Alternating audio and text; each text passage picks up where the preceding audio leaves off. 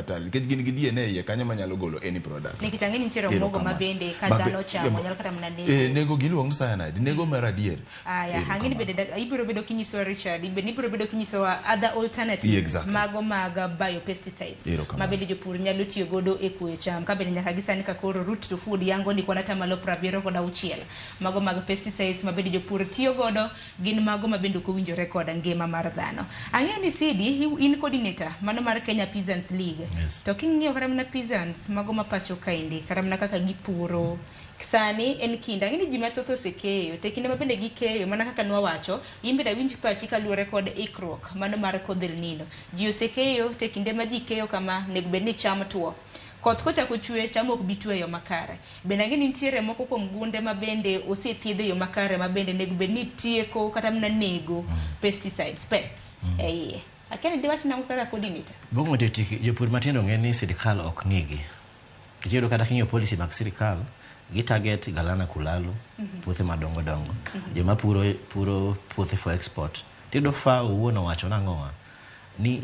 70% ma chiemo wachamo ipuro gi japur matin. To kata kinyo allocation mar agriculture pesa di madhi japur matin onge tin kabisa. Idon thoth ne the supporting research kaka koro ma professor timo to professor wuoyo maber wach BT maize wacho nitiere kwiri moro nitiere bacillus nitiere bacteria moro nitiere lokucho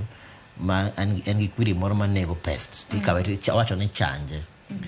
tadieri ido ni kido bacteria ni kantie a natural setup mare kod kikosa e kucho opogore kichido sometimes some natural setup and targeted, for example, or tika ko behave to ko duo ko ne omiyo gimo ino ko wacho kata wach mar jiemo wacho ni endi wano kwa dagi ni ke gitim research ino ko monde siro wach jiemo mabende professor wapinge kabisa nikech wang'iyo already wan gi kothewa moromo wa tiero japur matin kaka an iwinjo a quarter an acre iwinjo ang'omo koro idwa ni mia jiemo yet an gi kodhi ma puro kucho iwinjo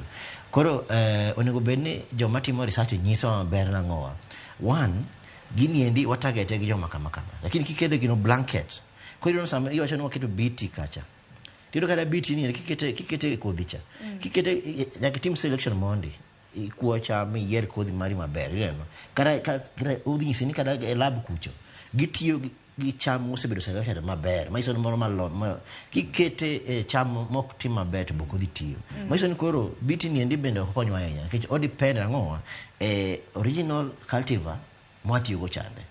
koro wan gima temo wacho achiel nitiere link for example mar GMO gitiyo gi chemicals kisa munyisi ni koro in gi 1 million acre kindik ji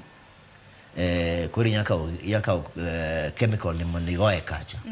maiso ni koro kose mi kodhi ma GMO maiso tika ko dhi promote tiyo gi chemicals gi to wan wang'iyo ni chemicals gi ketho mazingira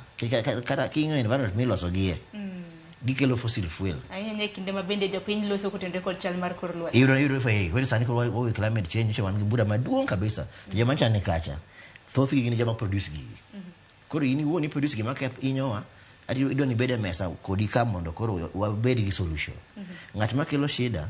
mukilo ro shida ka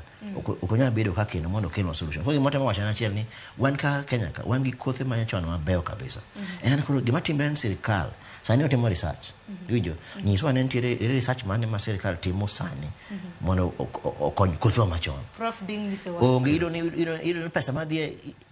kata ni kwa pinyo maber kabisa ido ni pesa matimo research akanye oken maro ma jo Kenya ka maiso ni pesa mar kambi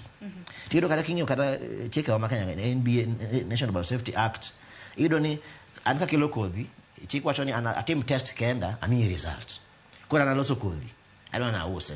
koro chik wacho na teste then ami moni ngiko ber maiso already anka ja uso okadhi wacho no rach